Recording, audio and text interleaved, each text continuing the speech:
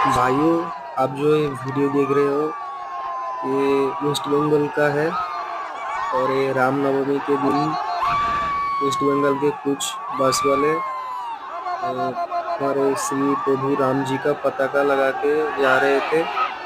तो मुस्लिम समाज ने उसका विरोध किया और पताका निकालने के लिए मजबूर किया। और आगे वीडियो आप देखिए। अभी ये हालत है वेस्ट बंगाल की।